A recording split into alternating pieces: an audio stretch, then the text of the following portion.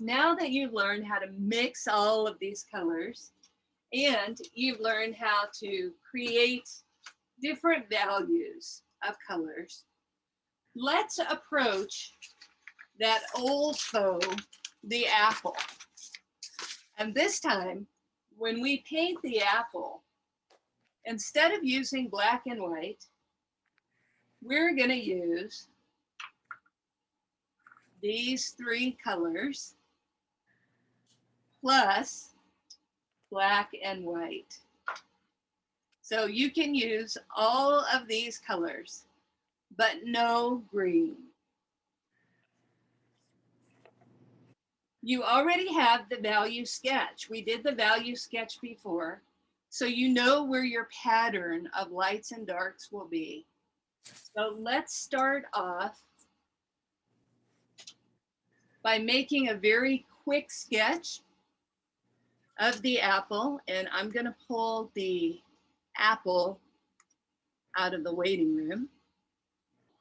Now we have the apple. So make a quick sketch, and you're just doing the basic shape of it and the shape of the cast shadow. You can see how light this is. Now I'm going to start off with my darkest dark. So I remember that the darkest dark is the cast shadow right underneath, and that there's going to be some intense darks towards the middle. So I'm putting in the pattern of darks first. I'm going to give you guys the view of the apple. So what you have right now is probably going to look something like this. It's just black and white. Maybe there's a little bit of color in the shadow. Next, we're going to build up the color of the apple. Now we know that apple is green, and we're probably not going to be able to match the green perfect, but I'm starting off here by putting a layer of yellow around the top. Now remember, the top part of the apple was the lightest, and it's okay if I hit the black and get a little bit of black into it. I'm not worried about that at this point because I'm going to be mixing it anyway. So here's the yellow. I'm going to pull it down to the bottom as well.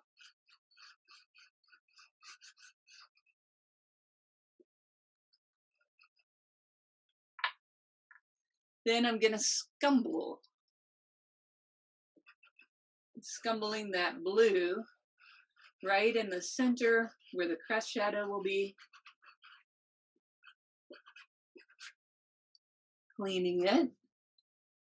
And then I'm scumbling a little bit of that blue on either side of the crest shadow for the 3 value.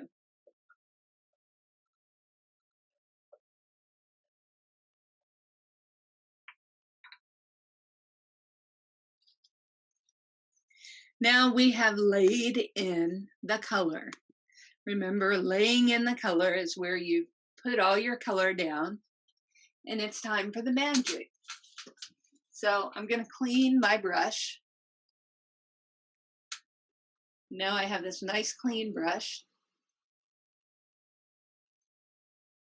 I'm going to start off by blending right along that crest shadow. I want that to be pretty strong. Wrap around the center part of that apple.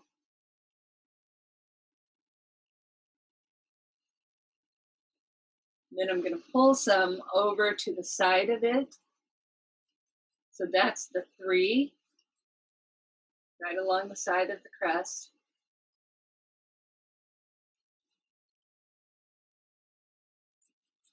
This may seem uncomfortable for you right now when you're just starting out, but the more you use your fingers, the more you'll get used to using them like a brush, and it'll get easier for you.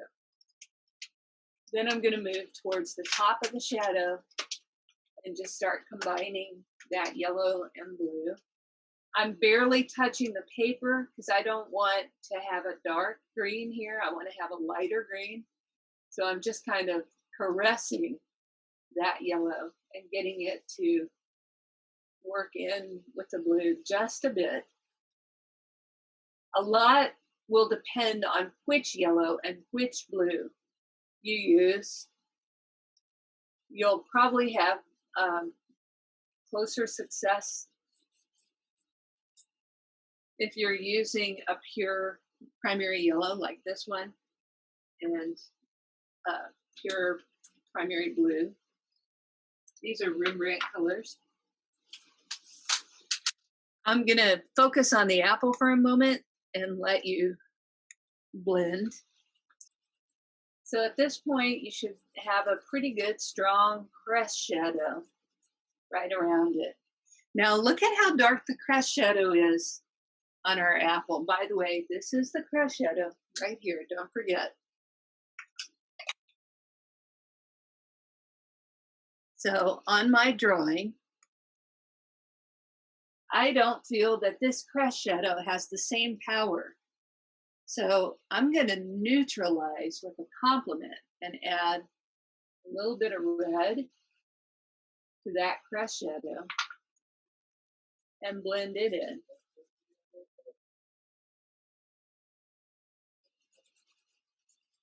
Punch it up a bit. Now we're talking. You can't be too bold.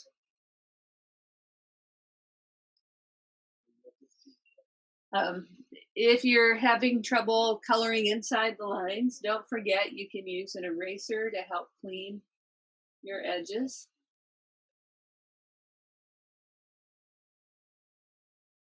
I'm going to focus on our still life for a moment.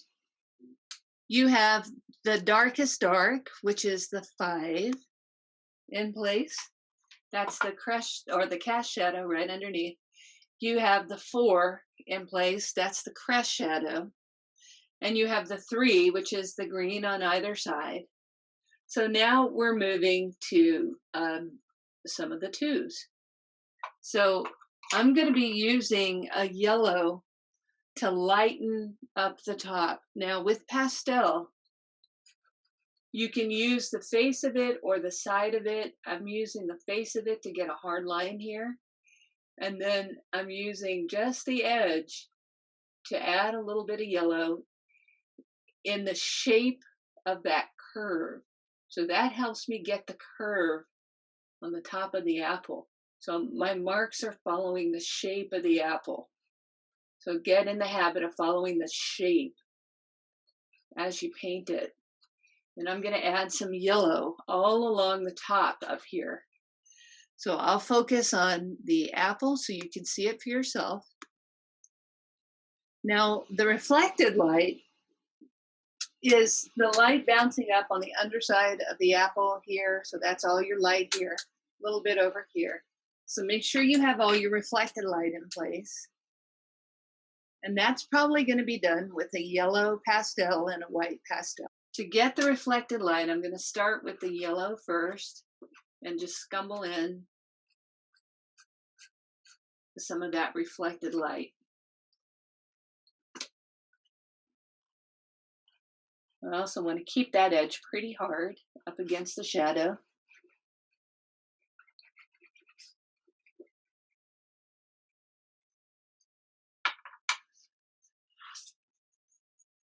And then I'll add a little bit of white.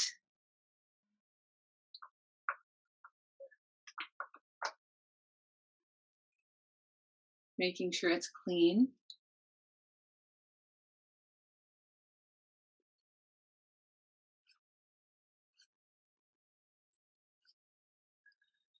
And I'll show you the apple so you can sketch.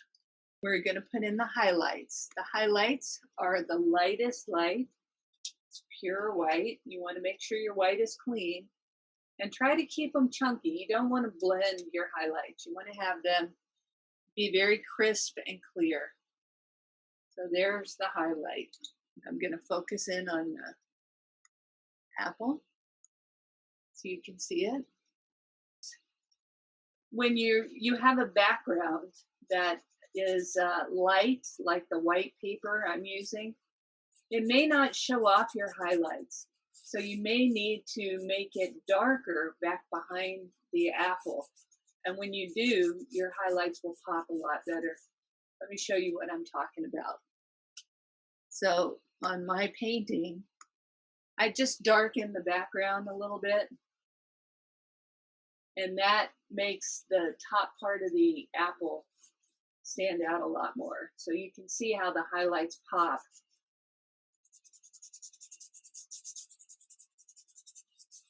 I'm just making that nondescript. So if you have a lot of fingerprints in the background, or if you want to just create a little more dimension, go ahead and put in a background, and I'll let you use some kind of neutral color for that. So you don't have to use one of the primaries. If you're anything like me, you could probably spend hours doing a single apple and probably overworking the life out of it.